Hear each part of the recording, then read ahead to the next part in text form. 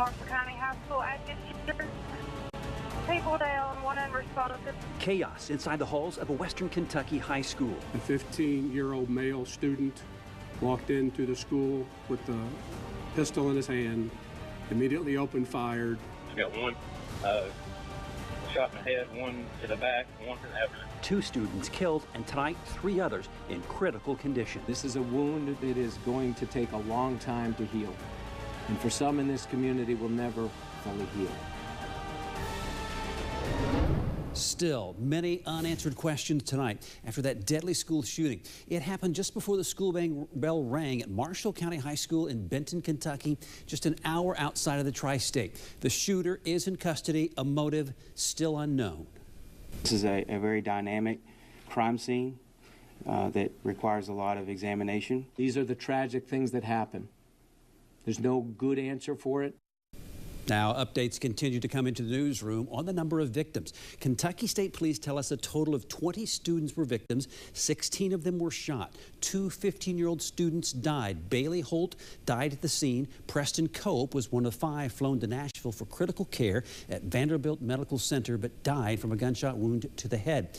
Kentucky State Police tell us 3 others are in critical condition, but they are expected to survive. Tonight, support is pouring in for the Marshall County community as people come to grips with the unthinkable. Because it's such a close-knit, small community, you know, when you talk about 16 youngsters that have been shot, you know, you're bound to know one of those individuals, at least one. I'm here not to preach. Several vigils and prayer services were held around the area. Benton has a population of only about 5,000 people, almost every person affected somehow by this shooting. Tonight they came together doing one thing that they could only think to do, and that is pray. Just to come together and pray together and just be a community. And a lot of times tragedy pulls people together like that, and we just wanted to give our local community, this close to the school, an opportunity to do that tonight. The school superintendent released a statement tonight saying just how thankful he is for all of the support and that it will be a struggle to get back to normal. New tonight, we're hearing more from the students and teachers who were inside the halls as the terrifying situation unfolded. Shannon Cogan has that part of the story.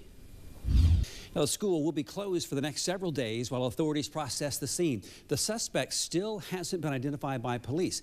The Associated Press captured this photo this morning of a person leaving the campus in handcuffs, but police have not confirmed if he is the shooter. Now, we know the suspected gunman was a 15-year-old boy who was going to Marshall County High. Police say a sheriff's deputy apprehended him at the school. That student is expected to be charged with murder and attempted murder, but don't know yet if the person will be prosecuted as a juvenile or an adult. Unfortunately, this isn't the first deadly school shooting in that part of western Kentucky. Just last month, Paducah, only 25 miles away from Benton, observed the 20th anniversary of the shooting at Heath High School. On December 1st, 1997, 14-year-old Michael Carneal walked into the lobby, pulled a gun out of his backpack, and started shooting. 3 teenage girls lost their lives. 5 others were hurt. Our coverage of the Kentucky school shooting continues ahead here on 14 News at 10. We're talking with some people in the community about the impact this shooting is having. This is 14 News. Have a seat on the bench. Caught on camera, a Kentucky State Police trooper kicks an inmate. New at 6 what the agency has to say about it. It's the end of an era. A iconic local business is closing up shop after more than 100 years. And I've been doing this for about 19 years, something like that, 20 years. We see more meth than we do anything. A crystal comeback. Tonight, a 14 News special report looking into the rise of crystal meth in the tri-state, now with a potentially deadly twist.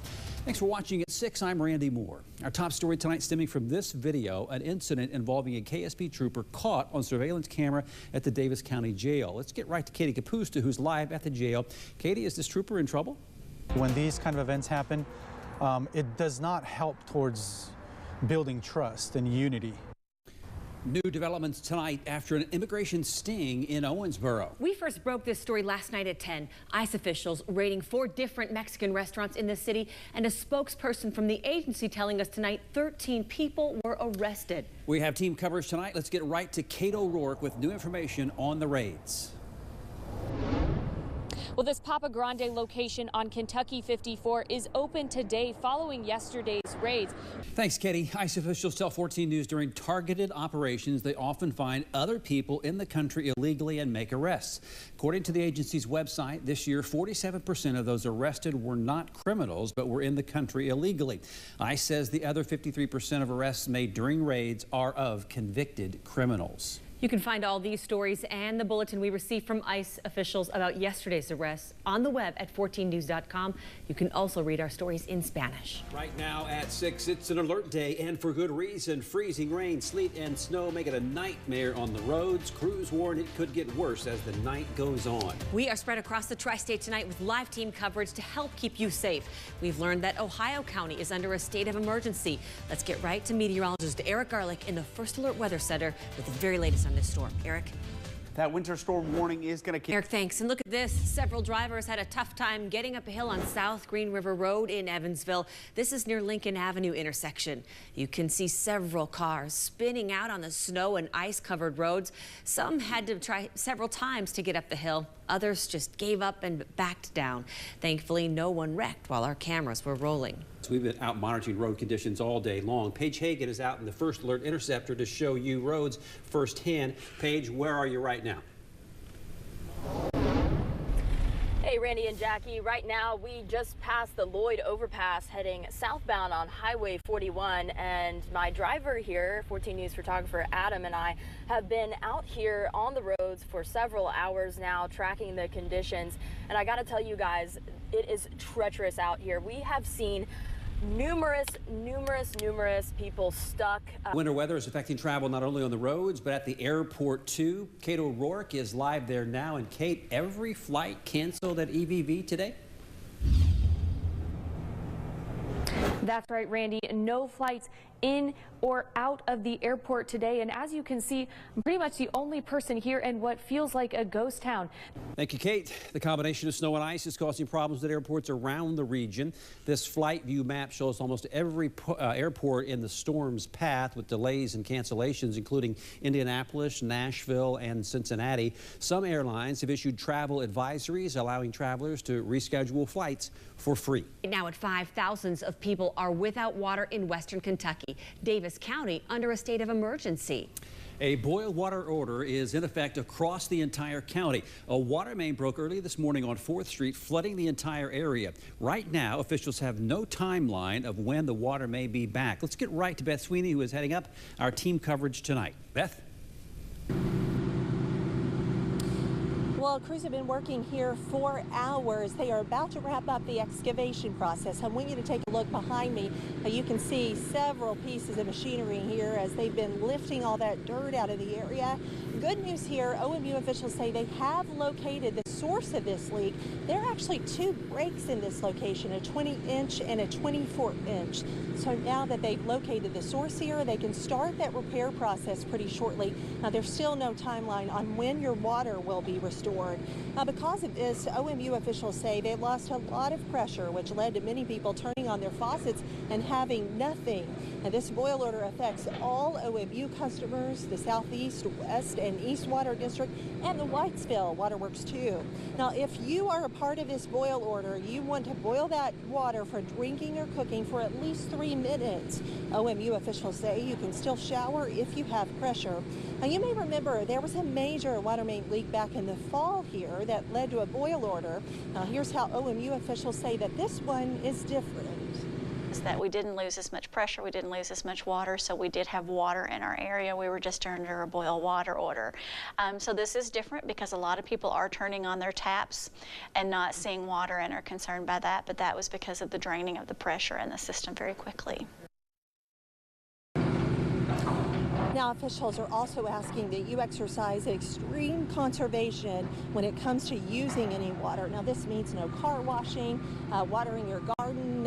Of course, don't fill up your pool right now. And if you can avoid doing any laundry during this period, that's a good idea too. Now, once repairs are made, they will refill tanks and start that testing process. Now, they'll have to send those test results off to state officials and get those approved before they can lift that order. So it could be several days here before things get back to normal. So we're going to keep following this and staying on top of it for you. We'll have another update here on 14 News at 6. Randy? 8 hours and counting. The jury continues deliberations right now in the murder trial of Terrence Roach. Roach, of course, is accused of kidnapping and killing Aaliyah Beckerly. Our 14 News team still at the courthouse as we await a verdict. Beth Sweeney has been heading up our team coverage all week. And Beth, what's the mood there like right now tonight? Well, Jackie and Randy, I can tell you with each hour that passes, we keep thinking we're going to hear something, but so far, still no verdict in this trial. Now, the doors behind me, back through there is where that jury has been deliberating now, as you mentioned there, for more than 8 hours. About 2 hours into deliberation, the judge brought the jury back into the court to clarify a couple of questions that they had. Now, I want to bring Kate O'Rourke in, who has been here with me all week. One of those questions pertain to some evidence that they had heard and seen earlier in this trial. Yeah, they wanted to re-watch that video. It was almost an hour and a half, 2 hour video interview between Detective Melton and Roach from his second interview with him that had a lot of details. They wanted to re-watch that. They also wanted to re-listen to the 2 phone calls between Roach and his mom. So in order for them to watch and listen to that, they needed to go back into the courtroom for technology reasons. So they evacuated everybody from, or the public escorted us down to the lobby, and we have been waiting here since that came just around 4 o'clock. They were in there watching that video, listening to those phone calls for about 3.5 hours, and then around 7:30 they moved from the courtroom back to the jury deliberation room. So they've been in there for about 2.5 hours, and we've just been waiting. The waiting continues. Yeah, shortly after they brought them back into that deliberation room, we saw the judge walk out for a moment, for a few minutes, and then came back in with stacks of pizza boxes to feed the jury. So that's seeing the court officials come out shortly after dinner. It was promising. A verdict might be close. You know, I'm sure they imagined that, but we know too from past trials that these things can go well into the night, into the wee hours of the morning, and that pizza just fuel for those jurors while they work to come to that verdict. Seems like they might be going all night. We've been on this case since July 17, 2016, when Aaliyah Beckerly went missing, so we're not going to leave it right now. Kate O'Rourke will be there until a verdict comes out, no matter when that is, and so we will push that out. If you've got the app, the 14 News app, you'll get that on your smartphone, and we will also stream that online. So we've got you covered all night tonight until that verdict comes in. 14 News is still at the courthouse tonight waiting for a verdict in the murder trial of Terrence Roach. Roach is the man accused of kidnapping and killing Aaliyah Beckerly. The jury started deliberations at 1:45 this afternoon. Around 4, they returned to the courtroom where they reviewed some of the evidence. They are now back in the jury room. We have a team there tonight, and we'll also get to them as soon as we get any new information. Thanks, Bethany. And before we go, we want to go back out to the courthouse once more. Yeah, we're waiting for a verdict in the murder trial of Terrence Roach, and Beth Sweeney's been out there all day with Kate O'Rourke. And so, Beth, some movement out there tonight. Does it look like a decision could come soon? It doesn't, Randy. I can tell you, since we first talked to you at the top of the hour here, that we did see Vanderburgh County Prosecutor Nick Kerman come back into the courts building and go behind closed doors. That is the only activity that we've seen here in the last 20 to 25 minutes, waiting for any kind of word of a verdict. So we are going to stay on top of this for you as we wait, along with everybody else, for an update, of course. So be sure that you stay tuned here, and then, of course, to the 14 News app, and follow us on social media for any new developments as we are here approaching the 9-hour mark. Still no verdict in the Terrence Roach murder trial. Back to you. And when it does come down, we are keeping a crew there, so we'll be able to stream it live on the web. So make sure you have your mobile app downloaded on your phone. That's where you're going to see it, and we'll alert you as soon as that verdict does come down. We've got you covered, and we thank you for watching. Look at that. That's flames hundreds of feet high. Right now, 3 major wildfires are burning out of control in California. Here's what firefighters are working against: raging flames and swirling fire tornadoes. And tonight we're getting a better look at how destructive these fires have been. Take a look at this. This is what the Camp Fire did to Paradise, California. You can see cars, homes, almost everything is wiped out by the flames. Thousands of people forced to leave their homes behind. Minutes. Everything was ignited. By the time I got out of my house, it was like everything was on fire. Authorities say the fire has killed 9 people and destroyed more than 2,000 buildings, and as of now, it is barely contained. Tomorrow, a group from the tri-state will head to California to help out. 3 Red Cross volunteers will leave Owensboro in the morning. When they arrive, the trio will help victims who are living in shelters. The Red Cross says all 3 of the volunteers recently got back from helping with hurricane relief in Florida. This storm is a monster. Don't bet your life on riding out a monster. Right now, Hurricane Florence is getting stronger as it pushes toward the Atlantic coast. Thousands are leaving the coast, but some Hoosiers are heading in.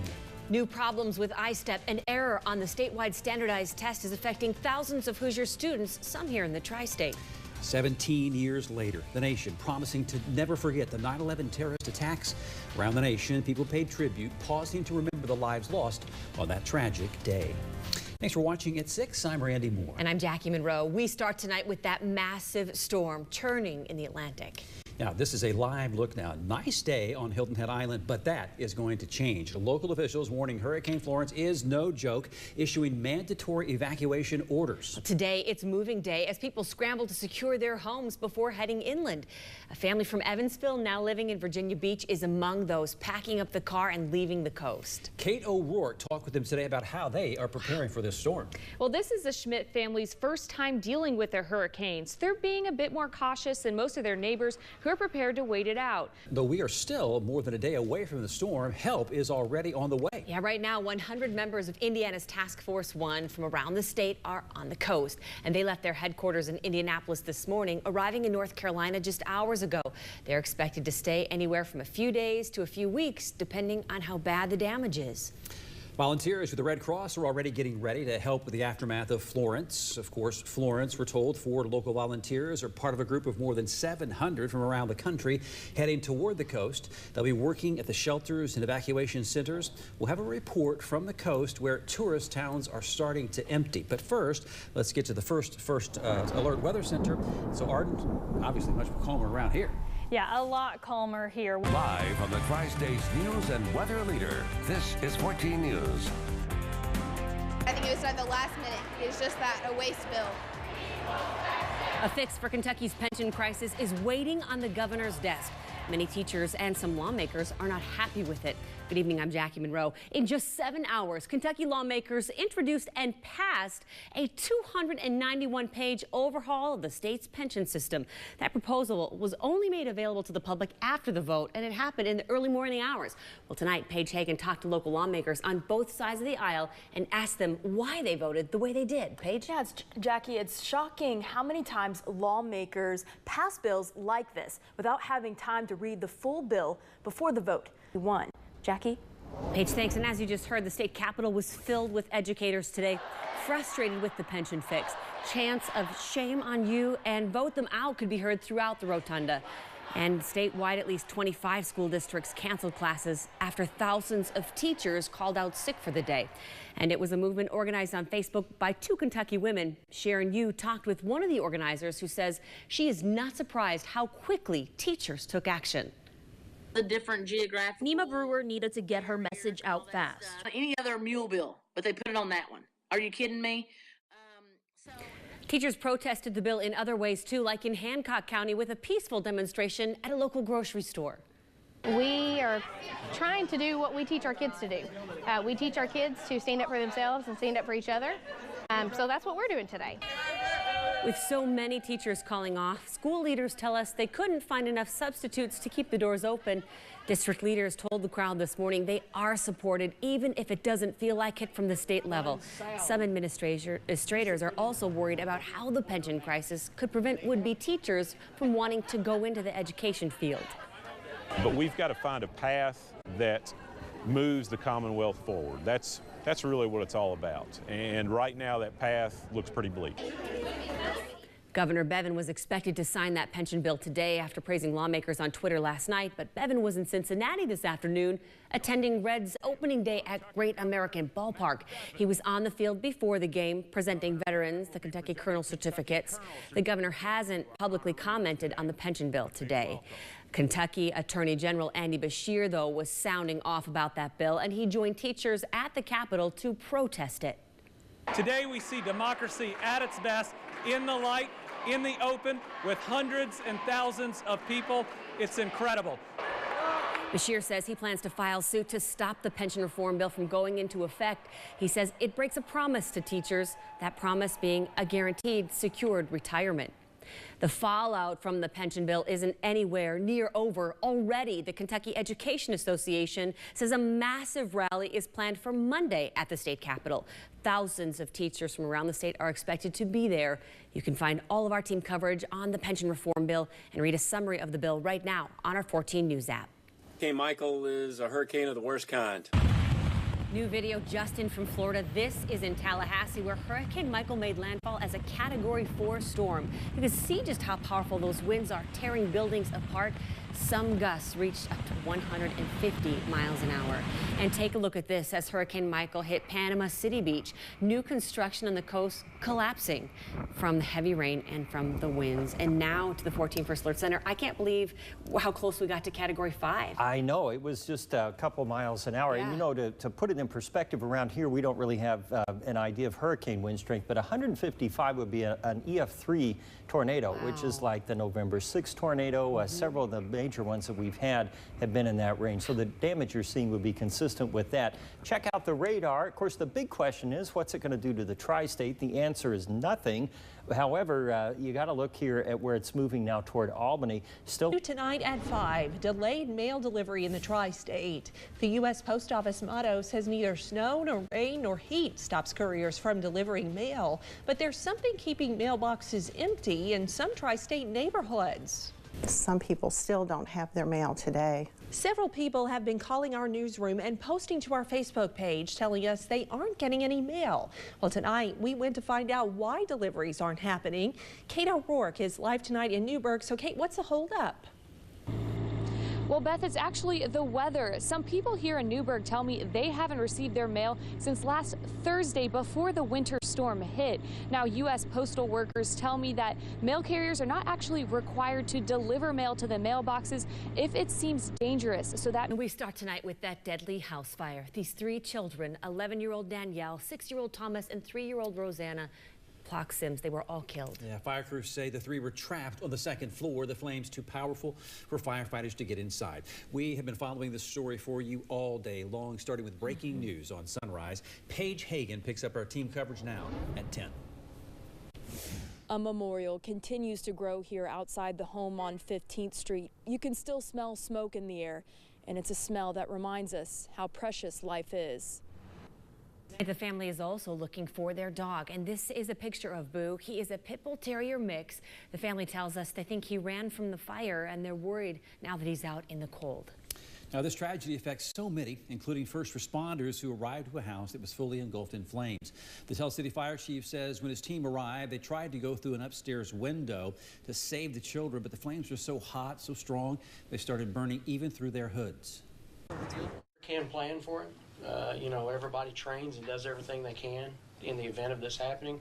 And when you get there and cannot get to that point, you know, you feel helpless, but however you continue to do your job.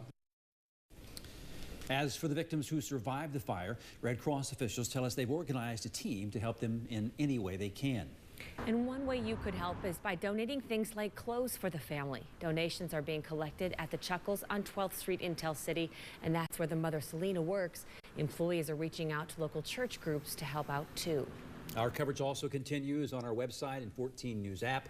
There you can find the latest on the house fire investigation and watch the entire press conference held by authorities today. Just click on the headline, Tell City Fire. Here's some of the other top stories. stories around the tri-state tonight. The woman charged in a deadly Gibson County crash will plead guilty. The prosecutor says Ashley Sanders will make an open plea at her next hearing. Authorities say Sanders hit a car while driving drunk back in September. 2 people died. A gas station fire caught on camera. Check out this incredible video. That fire happened in Ireland, Indiana. The fire chief says the driver noticed her windshield clouding up when she came back from paying for her gas. She got 2 pets out of the car, and a minute later that car was engulfed. Nobody was hurt. And an Evansville man is in jail accused of running from police twice. Indiana State Police say they tried to stop Edward Zemer because he didn't use a turn signal, but he took off. Troopers say Zemer eventually did stop in an empty parking lot, but then tried to run, and we're told that he didn't get too far. Who's yours pick? Mike Braun. Today's midterm, unprecedented for voter turnout. Long lines at the polls all day long. Some lines lasting an hour after those polls close. Tonight, most of those races have been called, and we start with one of the hottest races. Jasper businessman Mike Braun becoming the next U.S. Senator for Indiana. He defeats single-term Senator Joe Donnelly, who was elected back in 2012. Beth Sweeney has been following the race all day, and she's in her Decision 2018 Alert Center. Yes, that's right. Republican Mike Braun has ousted Indiana Senator Joe Donnelly in a race at which both candidates portrayed themselves as fans of President Trump. Voter turnout in Vanderbilt County, simply incredible. The clerk's office tells us more than 58,000 people voted. That's a more than 50% turnout. Perhaps the biggest local race was for prosecutor. It's incumbent Nick Herman, who wins this one, beating Stan Levko with 53% of the vote. Results delayed in this one because of some technical difficulties and some voting centers coming in late. Now, we have live team coverage on this race. Let's start with Kate O'Rourke. She's live at Republican headquarters in Evansville with Herman. Well, hey, they're here at the C.K. Newsom Center. The Republican viewing party has come to a close and people are heading out. It's a very different scene than we saw just about 30 minutes ago as those final numbers came in and we learned the results of the Vanderbilt County prosecutor race. I have prosecutor Nick Herman here with me tonight. He has just beat Democrat contender Stan Levko. You know, it's been a long campaign. Tell me what it means to you to have the community elect you into office again. Vision 2018 Alert Center here with USI political science professor Dr. Matt Hanka. Matt, a Congress divided. We're talking about the Democrats taking the House and the Republicans looks like they will hold on to the Senate. What's your reaction to those results? Not exactly the blue wave that many Democrats had hoped for. No, not at all. But this has happened. We've seen divided government for the last 20+ years, and we've seen this shift. This is the 4th consecutive midterm where we've seen the party in power lose and switch hands. And so divided government, some people look at it as some... The leader in severe weather coverage. This is 14 News. Right now at 4, storms continue to light up the radar. We are on alert for severe weather. All storm threats are in play through the night. Now, we saw some powerful storms push through the tri-state earlier today, but we aren't in the clear just yet. We have team coverage to keep you safe. We start in the 14 First Alert Weather Center. Chief Meteorologist Jeff Lyons is tracking the storms. And Randy, the tornado watch has now been extended to include some of our counties here in western Kentucky. It marks 17 years since the 9/11 terror attacks, and tonight a light tribute. 2 beams shooting into the New York City skyline, symbolizing where the Twin Towers stood, paying tribute to the nearly 3,000 who died in the attacks. While the shock has faded, the images from that tragic day in 2001 are still just as haunting. 2 planes crashing into the World Trade Center, the Twin Towers crumbling to the ground. Another plane hitting the Pentagon, and a group of brave passengers bringing a 4th plane down in Shanksville, Pennsylvania, making sure terrorists wouldn't have the last word. Today, 40 wind chimes dedicated to their memories hang at the spot where those passengers died. President Donald Trump spoke at the memorial today, honoring the group who became unsuspecting and unlikely heroes. A piece of America's heart is buried on these grounds, but in its place has grown a new resolve to live our lives with the same grace and courage as the heroes of Flight 93. President Trump added the monument stands as a message to the world America will never submit to tyranny. As a tribute to the victims and first responders, flags hung on the University Parkway overpass in the tri-state. The Perry Township Fire Department has organized this tribute every year since the tragedy. Never forget.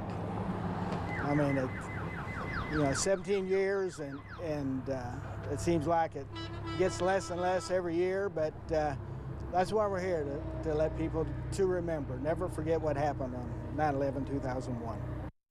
Several firefighters came in on their days off to help with the tribute. Cars and semis honk their horns as the department waves to say thanks. A bald eagle made an unscripted appearance at just the right time today, leading one Minnesota fire chief to ask, "Isn't that unbelievable?" Fire Chief Jerry Strike grabbed his phone and went live on Facebook. His fire crew and several surrounding firehouses were perched on a bridge over Highway 10 for a memorial when a bald eagle landed on the bucket of an Andover Fire Department ladder truck and became part of the tribute. The bald eagle, our nation's symbol, it stayed a few moments and then took off again, leaving the chief to muse, it doesn't get much more symbolic than that.